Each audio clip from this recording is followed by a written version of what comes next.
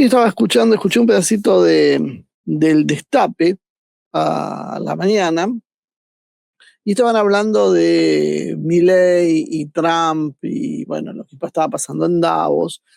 La verdad, si voy a ser sincero, escucho muy poco noticias menos locales, pero bueno, a veces se me da por escuchar ese tipo de cosas, un poco como para tener una especie de retorno de lo que pasa en el país, porque si no uno es como que no se das cuenta, pero te vas metiendo en otro plano de discusión y se te van yendo las cosas que pasan cotidianamente a tu alrededor. Entonces a veces es como una especie de anclaje que uno intenta entender. Es como tratar de salir de la burbuja política y hablar con la gente común de la calle que no está interesada en la política, para tratar de sopesar qué piensa la gente común, porque si no, a veces nos vamos y creemos que todos piensan como pensamos, por ejemplo, en este chat, y estamos lejísimos de que esto sea una media. Y ahí estaban hablando, ¿no? Y para mi asombro, empezaron a mostrar las diferencias que había entre Europa y Trump. Por supuesto, la posición era: Trump es un loco, es un peligro, hay que hacer algo para contenerlo, bueno, y todo eso. Pero dijeron un par de cosas que me llamó la atención.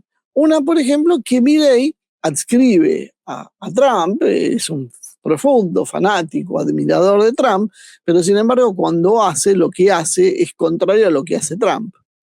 Y eso fue la primera señal que me llamó la atención. Y después, bueno, como fueron reconociendo esa división. Claro, en esa división parecía que en Europa son todos santos y que la cosa pasa por una locura de un presidente estadounidense que hay que controlar, pero lo demás estaba todo sobre ruedas.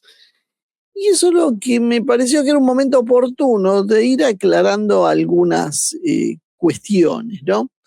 Una frase de Putin, voy a ver si sí, acá la tengo textual. Hablando sobre Dinamarca, dijo: siempre trató a Groenlandia como una colonia, y lo hizo de manera dura, sino cruel. Y finalmente mostró cierto desinterés por el tema y dijo: ellos decidirán entre ellos qué es lo mejor para ellos, ¿no? A Rusia no le interesa directamente el tema de Groenlandia. Bueno, ahí es donde empieza a ver el desconcierto generalizado. ¿Cómo Putin dice eso? Pero Putin tendría que estar diciendo que es un traidor, que es un asesino, que es un dictador, que es un sanguinario, que cómo va a pasar por arriba de la soberanía de Groenlandia, de Dinamarca. Sin embargo, la respuesta de Putin fue: un problema de ellos. O sea, ¿qué nos vienen a decir a nosotros de esto? La verdad, a Groenlandia la trataron mal. Yo conté el otro día precisamente los programas de esterilización forzada que hicieron los daneses en Groenlandia durante 25 años y nadie en la Unión Europea ni en ninguna parte del mundo dijo una palabra sobre el tema. ¿Y esto es una defensa de Estados Unidos? No, esto no es una defensa de Estados Unidos. Esto es una descripción de lo que pasa en la realidad. Y por eso Putin también reacciona de esa manera. ¿Por qué nos van a subir a nosotros a un barco que no nos lleva a destino? ¿Por qué nosotros tenemos que salir ahora a defender a Groenlandia y a Dinamarca cuando Dinamarca es un país que ha participado en todo tipo de agresiones militares a otros países, hasta dentro de Europa, como en el caso de Yugoslavia o en Medio Oriente, integrando coaliciones militares, enfrentando y desafiando a Rusia? ¿Por qué habríamos nosotros de preocuparnos? Es un problema de ellos. Es un problema de ellos. ¿Qué nos importa cuando estos países que ahora hablan de derecho internacional se preocuparon por el derecho internacional? Los británicos ocuparon las tierras de Malvinas y yo no vi que los daneses hayan hablado de los derechos de los argentinos, no les importó. ¿Y por qué ahora nosotros de golpe estamos preocupados por el derecho internacional y la estabilidad del mundo, no? La respuesta puede ser compleja. Algunos dicen: bueno, pero si no tenemos ni cómo defendernos en un mundo donde cada uno toma lo que tiene a mano, mal futuro tenemos. Sí, eso es cierto. Ahora, lo estamos haciendo desde una discusión, desde un ángulo medio moral. Y yo sé que estas cosas chocan, porque el común de los medios y todo el mundo está diciendo qué barbaridad lo que está haciendo. Y por supuesto que es una barbaridad. Ahora, los que se están quejando hacían exactamente lo mismo de lo que ahora son víctimas. Y ahí es donde me llevó a pensar, en realidad, cómo plantear esto. Y por otro lado, ver que en el fondo hay una lucecita del camino, porque un medio de izquierda progre, como es el Destape en la Argentina, por lo menos se entiende que Milei no es lo mismo que Trump. Los planes económicos de cada uno son opuestos. Y qué casualidad, Guillermo Moreno en una entrevista diciendo más o menos lo mismo.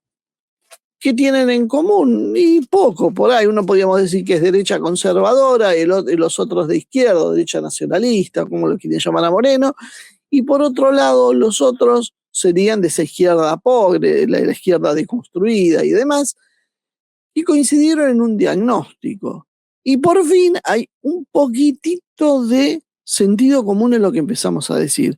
Y eso me lleva a pensar, bueno, ¿por qué entonces no desarrollamos exactamente dónde estamos parados? ¿Cuál es el mapa del mundo hoy? ¿A dónde vamos? ¿Cuáles son las fuerzas en disputa? ¿Por qué? Venimos hablando de estos temas más o menos en líneas generales, pero hoy pensémoslo como un mensaje para la izquierda, sobre todo, pero también para la derecha. Para la derecha liberal que sigue soñando en que, como decía Milei en Davos, están luchando por un occidente contra el socialismo y el comunismo. Cuando finalmente deberían saber que eso ya no existe. No están luchando contra nada. Entonces, ahí uno empieza a preguntarse algunas cuestiones y también nos aparece una duda sobre algún tipo de reacciones, ¿no? Porque, por ejemplo, China sí se mostró preocupada en algunos aspectos por lo que está haciendo Trump. No así Putin. Pero a nosotros el simplismo habitual analítico nos dice China y Rusia son amigos, son socios, trabajan juntos, la posición tiene que ser más o menos en conjunto. Y sin embargo la posición es diferente. O tal vez no es tan diferente, pero se muestra diferente. A eso es lo que yo voy, a empezar a leer las sutilezas y tratar de ver más en profundidad lo que está pasando para poder tener un mapa interpretativo de lo que es la política y entender mejor eso. ¿Por qué Rusia y China difieren? No tal vez en la cuestión de valores, pero sí en la posición de poder que hay. Y creo que esto responde a que cada uno tiene un conjunto de herramientas para actuar distintas. China básicamente es una potencia manufacturera, es una potencia financiera, es una potencia logística, con una historia profundamente comercial. Su forma de actuar natural es premiar o castigar en función de sus intereses lo que es el mercado, lo que es el crédito, lo que son las cadenas de valor, las cadenas de suministro, las normas técnicas, puertos, sistemas de pago.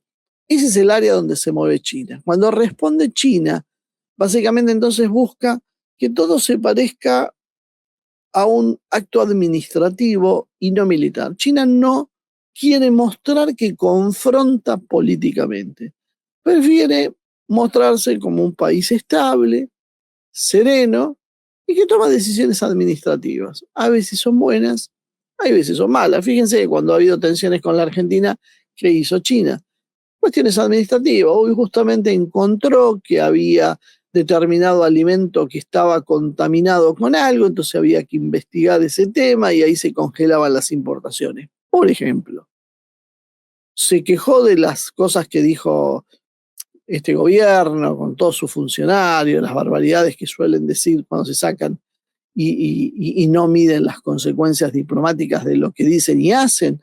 No, simplemente aplicó administración y dolió. Hay un distinto grado de exposición, obviamente, con el de Rusia. Rusia es una potencia, pero de carácter estratégico, militar y energética. Tiene una forma de presión, entonces, que es distinta a la China. La de Rusia es disuasión, es energía, se mueve cómoda en temas de seguridad, maneja bien la escalada controlada, y sobre todo maneja bien también la geometría de las alianzas. Esto explica por qué ante un mismo estímulo, como pudo haber sido lo de Venezuela o más claramente lo de Groenlandia, las reacciones son distintas. China aparece como dura económicamente y Rusia templada, prudente en lo público. China juega dentro del circuito global todavía que Occidente controla. O sea, China tiene su propia asociación con la mayoría, la inmensa mayoría, diría, de los países, pero por otro lado, dado su carácter de exportación masivo, necesita estabilidad global para poder funcionar, para poder crecer, para poder desarrollarse. Y por lo tanto, cuida el acceso a los mercados y a las tecnologías, que es donde realmente tiene su fuerza. Entonces, China utiliza una dureza, pero muy quirúrgica y reversible. Básicamente, podríamos decir que tiene un sistema de control de perillas y no a martillazos. Rusia no. Rusia no está en estas condiciones, porque Rusia es un país que ha sido sancionado y que está en medio de una guerra. Por lo tanto, al quedar desacoplado del comercio internacional, no tiene el mismo incentivo a parecer razonable que tiene China y puede tomarse algunas licencias mayores. No necesariamente tiene que contentar al marco occidental. Sí, por ahí busca no establecer demasiados frentes, no ir abriendo más frentes de los que puede atender simultáneamente. Allí entonces como uno empieza a encontrar una distinta lectura de lo que pasa, por ejemplo, en nuestra región. Para China, la región iberoamericana, es profundidad estratégica económica. Ahí hay materias primas, hay energía, hay alimentos, hay oportunidades de negocios en infraestructuras y avanza con la yuanización, si cabe el término, gradual, con los swaps, con intercambios y demás. Básicamente todo también a través de posiciones diplomáticas. Para Rusia, Iberoamérica es un teatro secundario, dado que sus ejes hoy están en Europa, que lo está desafiando a una guerra, y la zona de lo que es Mar Negro o el Ártico, que son las zonas donde puede ser atacada Rusia. Moscú entonces busca influencia, por supuesto, como todas las naciones, pero calcula cada movimiento con un criterio de costo-beneficio. Esto que me suma y sobre todo si sirve a los objetivos generales primarios o en realidad es una mera distracción. Otra diferencia que hay es entre China y Rusia es la forma de actuar. China piensa en ciclos largos de hasta 30 años y en la consolidación de infraestructura. En cambio, Rusia trabaja con ciclos cortos en algunos frentes, sobre todo lo que tiene que ver con la seguridad inmediata, aunque mantenga una visión civilizatoria a largo plazo. Esto lo mantiene, los dos tienen una visión a largo plazo civilizatoria, pero emplean métodos distintos. No es porque sea una contradicción, sino es porque básicamente es, podríamos decir, una cuestión de especialización y prioridades. Cada uno funciona como una realidad distinta. Y en este marco, nosotros tenemos que empezar a entender e interpretar la realidad geopolítica hoy. ¿Qué es lo que suele pasar con la izquierda? La izquierda antiimperialista en nuestra región y en todo Occidente yo diría que es bastante parecida. Tiene casi un título universal, el imperio. Luchan contra el imperio, son antiimperialistas, pero la cuestión del imperio como categoría es absolutamente insuficiente para entender lo que hoy está pasando. Uno de los grandes temas que hay es que gran parte de la izquierda iberoamericana habla constantemente del imperio como un bloque homogéneo. Y esto podía servir en otros años, en otras épocas, cuando el poder de Estados Unidos básicamente trabajaba en forma de una élite estable, organizada, relativamente alineada tras un rumbo. Todo Occidente estaba alineado atrás de esa élite y ahí podíamos concebir la idea del imperio y de referirnos como el imperio. Sin embargo, hoy ha cambiado esto.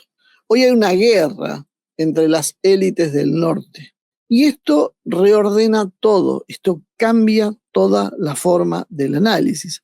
Ya no es una élite que oprime al resto del mundo, sino de lo que se trata es de una pelea entre las élites del norte, en el propio occidente estoy hablando. Hay dos modelos de poder, pero no son izquierda o derecha. Y acá es donde está el gran problema. Por eso, constantemente en los análisis, en las lecturas políticas, los propios actores políticos hablan de izquierda o derecha. Y uno nunca se siente ni incluido, pero tampoco interpelado por ninguno de los dos bloques, porque es a veces uno, a veces otro. Porque simplemente esa historia de izquierda o derecha no es aplicable al mundo actual. Ese es el problema que hay hoy. Entonces tratamos de meter en una categoría de izquierda a derecha un modelo que no se divide entre izquierdas o derechas. No existe más eso. Eso es una cosa del pasado. Hoy no hay más izquierdas y no hay más derechas. ¿Qué es lo que suplantó a las izquierdas y a las derechas? Los modelos. Hay dos modelos en puja. Las dos corrientes, no se trata de dos lineamientos ideológicos, el de izquierda y de derecha. Se trata de un modelo globalista, corporativo financiero, y un modelo nacionalista estatal. Términos muy generales, el modelo globalista financiero es un modelo que se basa en la gobernanza por redes, de finanzas, de tecnología, de ONGs, de burocracias supranacionales y de complejos sistemas regulatorios que se han ido estableciendo y desarrollando sobre todo en la segunda mitad del siglo XX y los primeros años del XXI. El Estado allá, en este modelo, funciona como un gestor de intereses de esas redes, pero no como un rector soberano. Es decir, el Estado es un articulador. ¿Se acuerdan cuando Mauricio Macri dijo que la función del Estado era poner la cancha, sembrar el césped, poner los arcos y preparar todo para que jueguen el partido otros? Eso es. Ese es el modelo. El Estado, condiciones mínimas. Olvidémonos de Milei, que lo de Milei es un experimento para confundir nada más. El modelo real es un Estado que apenas forma los límites mínimos indispensables para que otros tomen las decisiones. Y la política exterior desaparece con la concepción de política y se transforma básicamente en algo referente a las transacciones, a las zonas de influencia, a los acuerdos. Es eso. Enfrente de eso hay un modelo nacional estatal. En Occidente ese modelo nacional estatal ha sido monopolizado por el trumpismo. Donald Trump encabeza el movimiento con sus propias particularidades. El movimiento es heterogéneo. Hay distintos actores en Occidente que tienen la concepción de un modelo nacionalista y estatal, pero con distintas interpretaciones. Eso es Meloni, eso es Trump, eso es Orbán. Putin no es Occidente, pero Putin encajaría en eso. Y Xi Jinping encajaría también en ese modelo si fueran occidentales. Pero ahora estamos refiriéndonos básicamente a lo estatal occidental y a lo que está bajo el influjo occidental, como puede ser Japón o Corea o demás. ¿Esto de qué se trata en realidad? De un Estado rector, soberano, con un proceso de reindustrialización, con fronteras seguras, con energía, como un papel central. Fíjense que en la disputa con el modelo globalista está la cuestión, por ejemplo, de la energía. Y la energía para el modelo globalista tiene que ser reemplazada por nuevos modelos sustentables, que en realidad es menor energía. La reindustrialización desaparece porque el modelo globalista descree en la industrialización, lo mandó la industrialización a regiones asiáticas donde maximizaron los negocios para las corporaciones, que ganaban más dinero con esto que si fabricaba en los países occidentales, y creen fronteras fuertes, mientras que el globalismo no, creía en la migración. Por eso vemos también los choques entre las políticas migratorias, sobre todo se ve esto en Europa y se ve en Estados Unidos, porque son dos conceptos, son dos modelos, no es de izquierda o derecha. Después hay algunos que se identifican como izquierda o derecha en algunos sectores, pero lo que se está definiendo es otra cosa. Uno es, vamos a producir y vamos a producir con nuestra gente y vamos a controlar las fronteras, y los otros es, todo es global, no hay fronteras, hay libre flujo de capital y de personas. Esos son los dos modelos enfrentados. Después cada uno puede optar por cuál le gusta más de los dos, pero esto es lo que está en disputa. Ni de izquierda ni de derecha. Por eso encuentran expresiones de derecha o de izquierda en ambos lados, en el sector soberanista estatal y en el sector corporativo. En ambos lados tenés los que hablan por izquierda y los que hablan por derecha. Es básicamente un poder más territorial y menos moralizado, si se entiende eso, por la corrección política, y con mucho énfasis en la soberanía. Es decir, el Estado en el territorio decide lo que quiere. Mientras que en el otro modelo era, en el Estado, el territorio, el Estado puede definir algunas cosas, pero queda sujeto a convenciones internacionales, organismos internacionales, decisiones internacionales, que de a poco van mermando la soberanía. Entonces, ¿qué es lo más importante? Es lo que se decide en un organismo supranacional. Por ejemplo, en su momento las Naciones Unidas, sobre todo las agencias de las Naciones Unidas, porque las Naciones Unidas como tal ha demostrado que para las cosas serias no sirve. Es absolutamente algo inconsistente, que no actúa, no tiene capacidad de acción, pero sí tiene para modas ideológicas y demás. Ahí han tenido un papel muy protagónico. Y desde ahí permean en los Estados miembros, obligándoles a adoptar determinadas políticas. La visión de género, la visión de salud o demás, está inmerso en esto. Por eso una de las cosas que hace Trump es salir de la OMS. ¿Por qué lo hace Trump? Y esto, bueno, después lo hace Milei copiándolo, pero digo, ¿por qué otros países no lo hicieron? Por la envergadura, porque Trump es un mundo en sí mismo, Estados Unidos, y puede darse el lujo de desconectarse de determinadas áreas y poner en aprietos esas áreas y ellos seguir funcionando. Si esto lo hace Tailandia, y evidentemente Tailandia está en un problema porque queda aislado. Esa es la diferencia por qué lo hace o no. Elige un ejemplo muy al azar. Esto no convierte a Trump en un antisistema. O va a depender de qué se considere sistema. Para que sea más claro, esto no convierte a Trump en alguien bueno. Sí en antisistema del sistema anterior.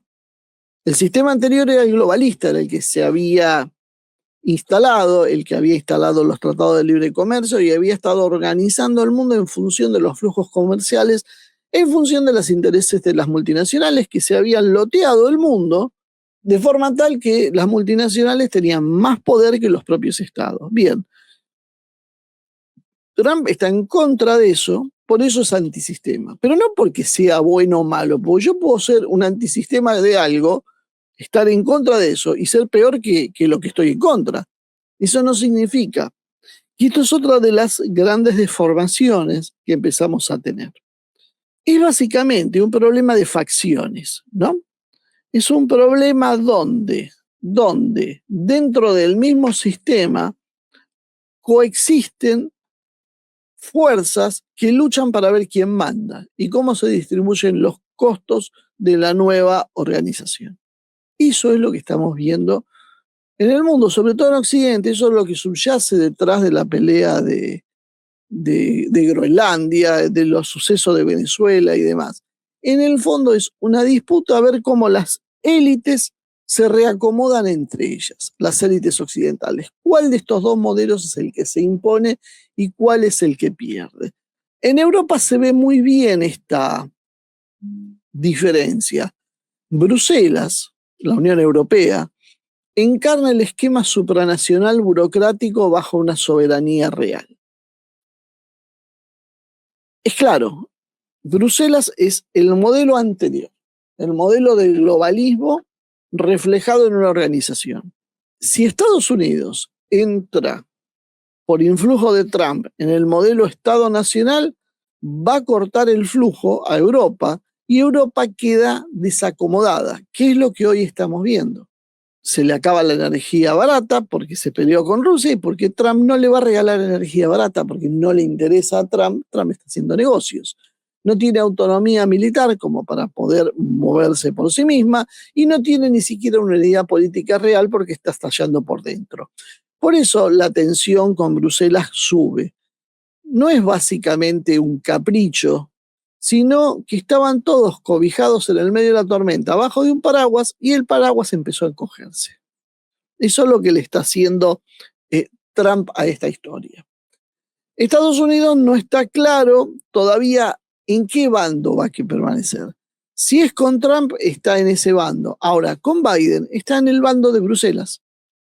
Y eso es lo que explica por qué Putin dice Groenlandia es un problema de ellos.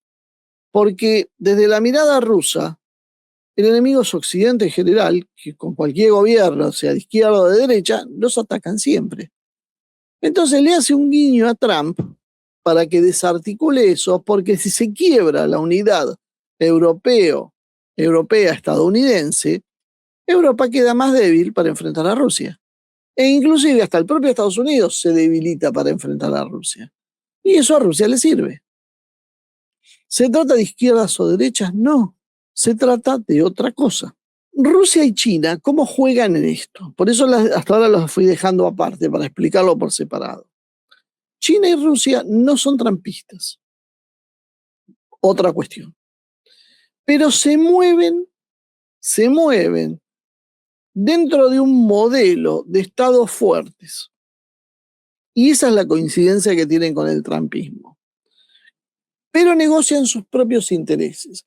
Trumpista significa seguir a Trump en esta ecuación.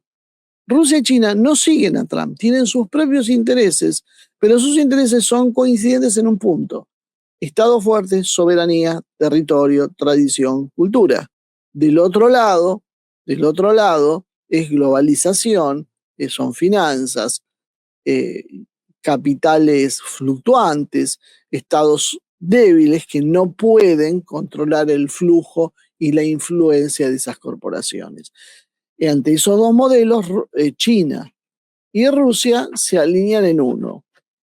China, algunos me pueden decir, pero China es súper capitalista, está llena de corporaciones. Sí, pero las decisiones las toma el Estado. Las decisiones estratégicas las toma el Estado, por más que haya gente como Adrián Díaz Marro que opina que no y que las corporaciones actúan. Y eso. Es una posición ideológica de alguien, pero la verdad, la realidad es que las decisiones geopolíticas, estratégicas, las toma el Estado chino, las toma el Partido Comunista Chino. Y el Partido Comunista Chino no va a aceptar que las corporaciones manden por encima de ellos. Manda la política por encima de la economía, no la economía por encima de la política.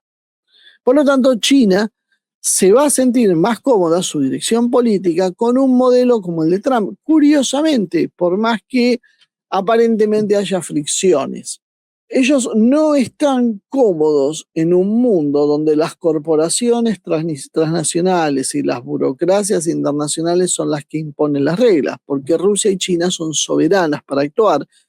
Y si las corporaciones o las burocracias imponen reglas, se pierden cuotas de soberanía.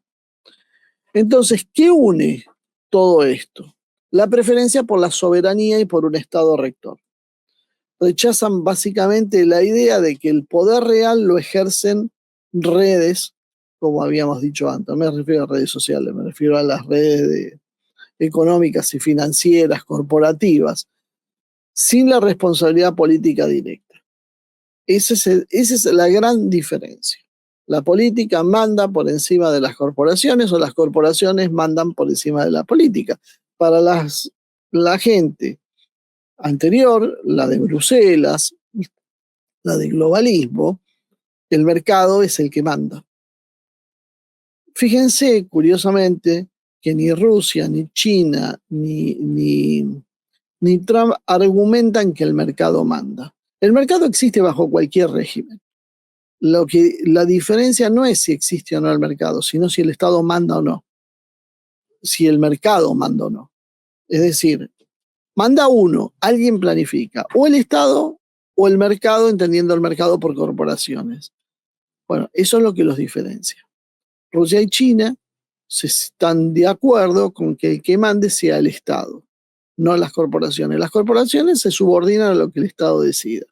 Básicamente es un orden donde se negocian primero los intereses nacionales y no existe la idea de una moral universal y única, sino los valores van en función de lo que cada uno de estos grandes espacios culturales, civilizatorios, puedan decidir para sí mismos. ¿Qué divide a Rusia, China y Estados Unidos con Trump?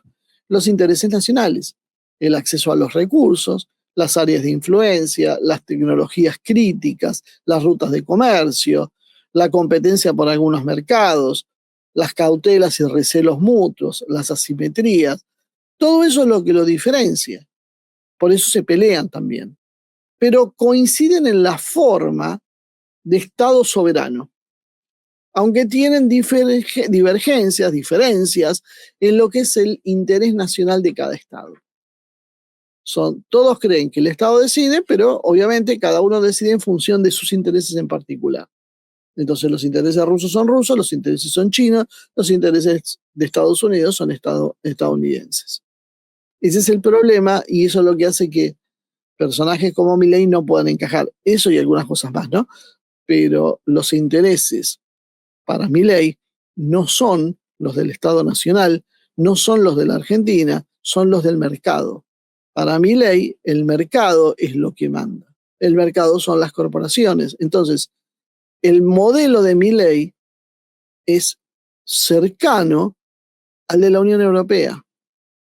Milei es la Unión Europea, aunque él haga un discurso de desregularización y la Unión Europea sea la regulación en persona. Pero es porque es una etapa la europea, pero es una regulación en realidad en función de los intereses de las corporaciones. Milei está en la misma sintonía, el interés monopólico, podríamos decir, de las corporaciones. Por más que después se pinte la cara con la bandera de Estados Unidos y diga viva Trump. Esto explica de alguna manera la confluencia de ideas y cierto acercamiento entre Putin, Trump y hasta podríamos decir un posible entendimiento con Xi, que seguramente se va a empezar a negociar en abril. Que ya les voy avisando, va a haber discusiones, va a haber peleas, va a haber amenazas y va a parecer que el mundo se cae antes de acordar, porque es el estilo de Trump para negociar.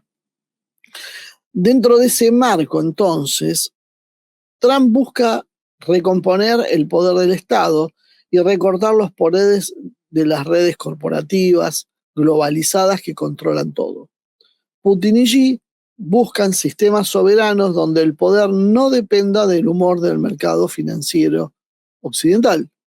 Por eso, básicamente, hay un margen para acuerdo de zonas y reglas del juego, aunque después tengan fricciones por los intereses nacionales.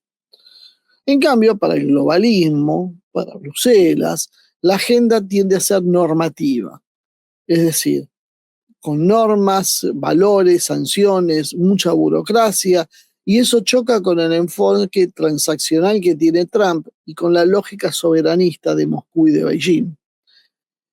Entonces, en este panorama, en este mundo actual, que no es que esté bien o que esté mal, simplemente es. Hoy está soleado en la Argentina, en Buenos Aires, donde estoy yo. ¿Es bueno o malo? Es. Mi voluntad no cambia que esté soleado. Si yo digo, ay, me gustaría que esté nublado, va a seguir estando soleado. No voy a cambiar con mi voluntad esa realidad. Entonces, tengan presente que lo que yo estoy haciendo es analizando cómo es el mundo, no diciendo cómo me gustaría a mí que sea el mundo. Y en este cuadro, ¿cómo metemos el mapa izquierda-derecha? No hay forma. ¿Por qué? Porque ya no describe el poder real. Básicamente, el nuevo mapa es más complejo. Ni siquiera es Estado versus mercado. Dijimos mercado había en todos lados. Y no se trata de conservadurismo versus progresismo puro tampoco. Hay un nuevo eje que está claro, que son las redes corporativas financieras transnacionales por un lado y los estados soberanos rectores con todas sus variantes en ambos casos por el otro. Se discuten entonces, y ese es el problema de la división de izquierda o derecha, se discuten consignas, símbolos, mientras el eje se fue. Estamos discutiendo lo que ya no existe. Cuando Milei va a Davos y habla de que lucha contra el socialismo, queda en un absoluto ridículo. No hay nada, no hay socialismo. Él está luchando contra un fantasma, es una especie de Quijote en el mejor de los casos, si realmente cree eso. También la división entre izquierda y derecha confunden política con moralización, lo que está bien con lo que es político. Y de esta manera, sobre estas bases, lo que hacen es que dejan de leer los intereses, las cuestiones de infraestructura, de dinero, de coerción, de tecnología, profundamente, para empezar a ver al mundo como una pelea entre buenos o malos. Por eso yo me resisto a catalogar a un líder político de bueno o malo, porque cuando yo lo catalogo de bueno o malo, dejo de ver todo lo que hay detrás. Ese es el problema de decir Trump es un monstruo. Bárbaro. ¿Y con eso qué me decís? Nada. No discutimos los verdaderos intereses, me estás poniendo una calificación, que otro va a decir, no, para mí no es un monstruo, es un santo, lo mandó Dios. ¿Y qué empiezan a discutir entonces? Si no están discutiendo los hechos concretos por los cuales eso no es un demonio. No sé si se llega a entender lo que quiero decir. Si vos discutís si Trump es bueno o malo, no podés discutir lo que hay detrás de Trump. Y lo importante es lo que hay detrás de Trump. Entonces no punta nada decir Trump es bueno o malo. Trump es, y ahí lo describís. Y eso es lo que genera el debate. Y eso es lo que te va a llevar a descubrir. Trump es alguien que está a favor de tomar los países vecinos por la fuerza. Bueno, ahí estás hablando de un hecho concreto. Entonces, referite al hecho concreto. Es más fácil y más lógico y enfoca mejor la discusión. Porque si nos referimos a buenos o malos, la discusión se transforma en algo moral, en lo que para vos es bueno y lo que para mí es malo, y en este momento es bastante complicado, no me permite discutir entonces la propiedad, la concentración, la deuda, el monopolio, la soberanía. No discuto nada, discuto solo si es bueno o malo. Es como si discutían cuando si era Macri tenía los ojos celestes y eso lo hacía mejor o peor. Es una idiotez, no lo hacía ni mejor ni peor que tenga los ojos celestes. No lo hacía alguien digno de admiración, como para mucha gente le pasaba que tenía ojos celestes, pero por otro lado tampoco lo hacía ser un ser satánico tener ojos celestes. No importa el color de ojos. Algo tan simple como eso, no importa el color de ojos.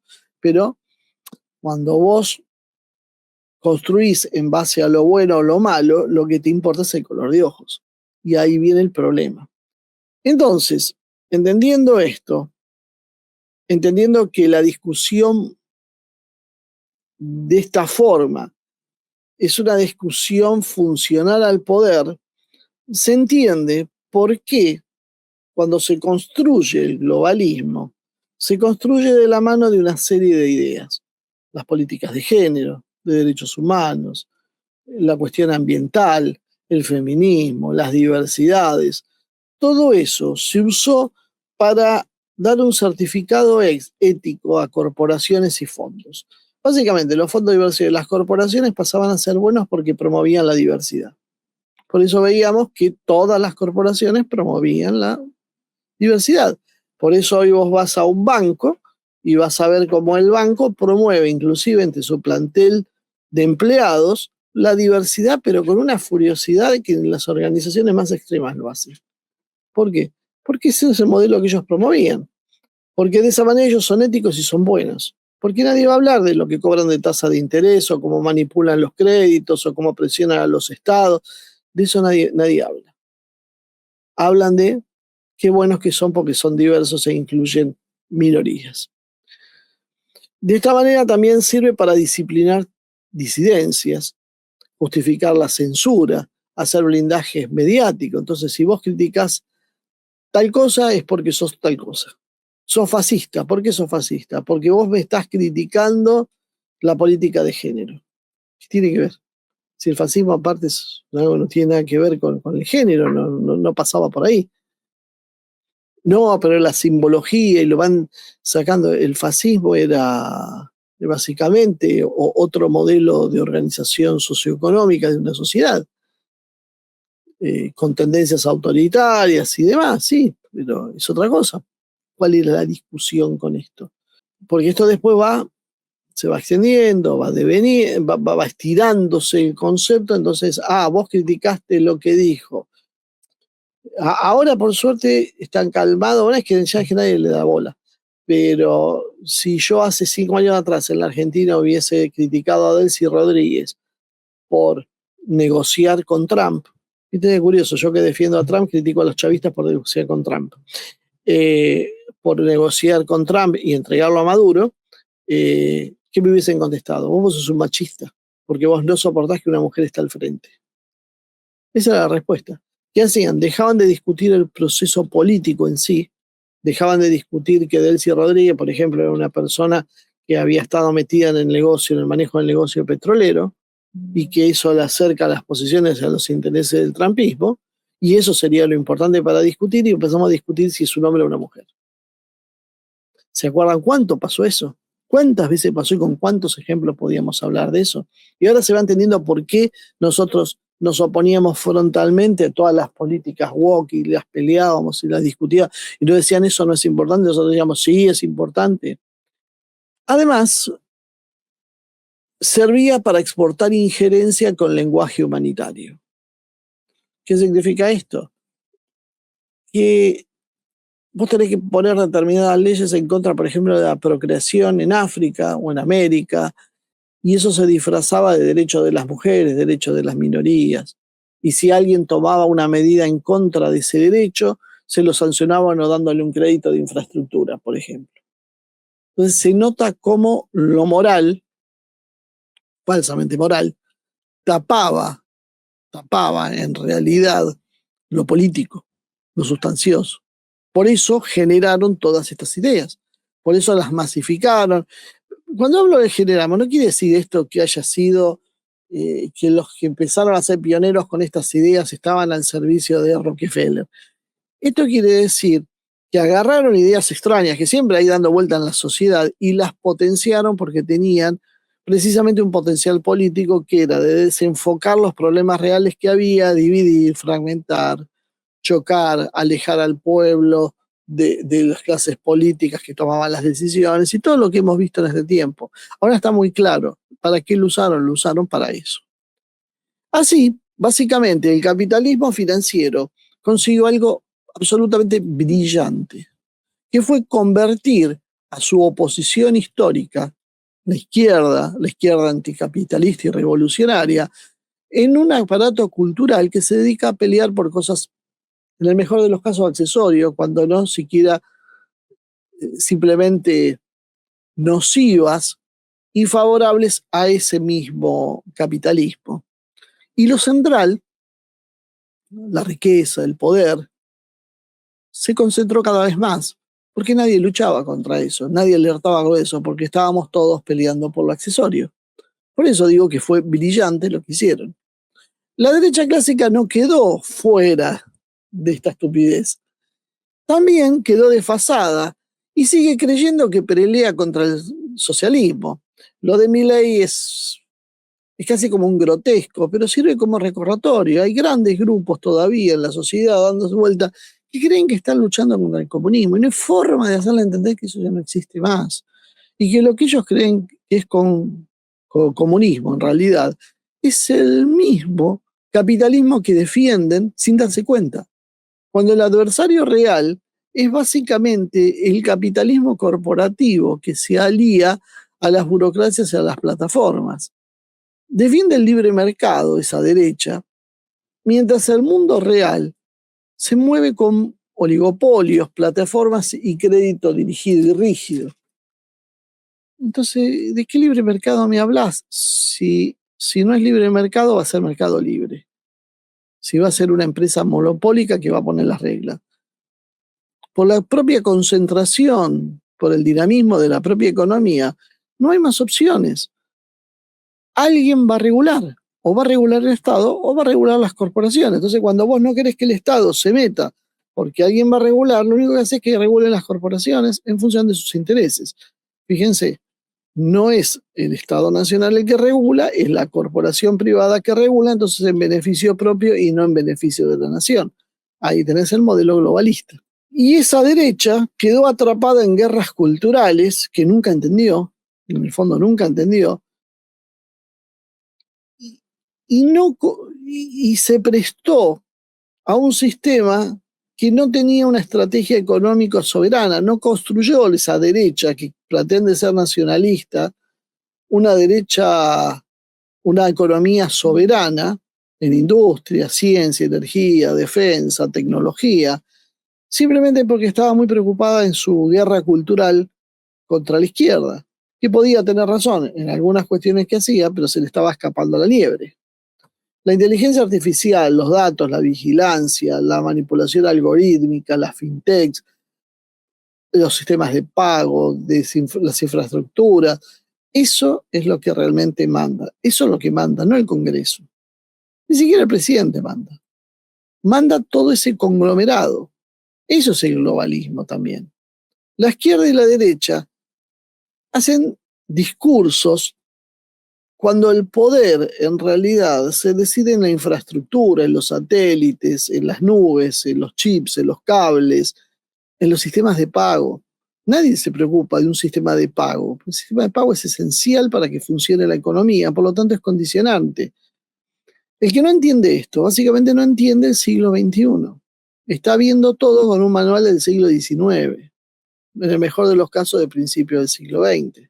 El transhumanismo es el horizonte del bloque corporativo. No de una forma básica y como podríamos decir, como una película de ciencia ficción barata, sino es un proyecto. ¿Por qué? Porque es la optimización del ser humano como un activo de producción. El ser humano pierde su esencia y se transforma en un activo de producción. Por eso hay que mejorarlo. Implica biotecnología, neurotecnología, control sanitario, identidad digital, scoring, automatización social. Todo eso significa el transhumanismo, básicamente.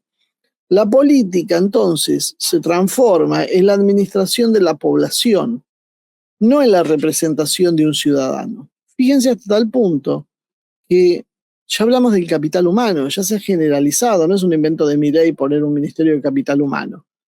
El capital humano ya es algo natural, normal entre nosotros, usar ese término. El ser humano es un insumo, no es un ser humano, no tiene dignidad de persona. Por eso, el transhumanismo es funcional a ese modelo.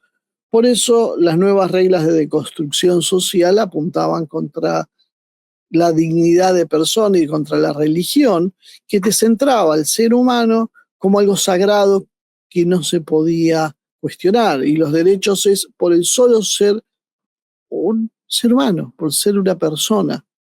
Y eso es la diferencia básica con estos modelos economicistas, donde el ser humano es una cosa, es un activo, y que cuando uno le saca lo sagrado, cuando uno, como contaba Iván en esa película, esa serie que estaba viendo, o que había visto, cuando uno considera al ser humano como una plaga que debe controlar, una plaga que debe combatir, que es inherentemente malo y que no es el centro de la creación, sino es un elemento más, inclusive nocivo, un error de la creación, podríamos decir, bueno, en ese caso se ve bastante claro y bastante simple cómo articula. O sea, cuando yo despojé al ser humano de todas esas características tengo manos libres para aplicar la eutanasia con inteligencia artificial, como es este nuevo invento que están poniendo los australianos. Y ese es el tipo de mundo al cual algunos le quieren poner un coto, ¿no? El bloque tradicional terminó reaccionando contra esto. Y que era obvio que iba a pasar, porque vos estabas haciendo un despojo demasiado rápido y la gente no se iba a acostumbrar. Lo que es valores, religión, costumbres, familia, patria, orden, básicamente es una respuesta natural a la disolución cultural y al mando de las redes que mencionábamos antes. Pero claro, si esto se queda en lo moral y no se constituye un Estado competente, esto termina siendo apenas un antídoto simbólico sin un poder material real. Y cuando no, una plataforma que el mismo poder real utiliza para posicionar sus peones, como es el caso de Javier Milei, que detecta el hartazgo con todo eso, detecta esa situación de ruptura de la sociedad con ese modelo que ya no aguantaba más y lo vota y lo hace presidente. Y Milei ni siquiera desarticula ese sistema, ni le importa. Milei sigue en su accionar diciendo que él está defendiendo todo eso porque está luchando contra el socialismo y todas esas sandeces que hace habitualmente, y se perdió la discusión política. Y ya no sabemos qué se está haciendo, porque nadie discute un programa económico, de hecho ni lo hay. Claro, si el presidente anterior había dicho que no creía ni siquiera en los planes económicos. Entonces, si pasás de un presidente que no cree en los planes económicos a uno que no cree que haya que regular el mercado y que no debe existir el Estado y que es un topo que viene a destruir el Estado, bueno, no es extraño que estemos donde estamos. La guerra, entonces, gente, es por el modelo de gobernanza, un modelo de corporaciones, finanzas, plataformas y burocracias supranacionales, estructuradas en redes, contra un modelo con un Estado rector, soberanía, reindustrialización, fronteras, seguridad, gobierno territorial, básicamente. Por eso no se entienden ciertas alianzas que parecen raras o enemistades raras. Y es que no se trata de ideología, es la arquitectura, perdón, es la arquitectura del mando. La izquierda y la derecha miran este teatro, pero no miran la infraestructura. Miran las elecciones, miran los discursos, pero no miran básicamente quién controla la moneda, el pago, quién defiende los estándares tecnológicos, quién maneja la energía, quién maneja las narrativas por las plataformas, quién capta las regulaciones. Y ahí es donde definitivamente actúa el poder real. A la izquierda le vendieron una revolución de identidades para que deje de hablar de la banca, de la deuda y de la propiedad. A la derecha le vendieron la libertad de mercado para que no vea que el mercado en realidad ya no existe, que existen cárteles y plataformas. Y ambos terminaron siendo oposiciones administradas que no cambian el marco del asunto. Eso es la triste verdad, eso es lo que hoy está en disputa, eso es lo que son las potencias dominantes y eso es lo único que se discute. Uno a veces no sabe si reírse o llorar cuando ve todavía unas chicas en una playa zapateando la arena y cantando El violador es tú. Es que no entendieron nada. Ese es el problema, no entendieron nada.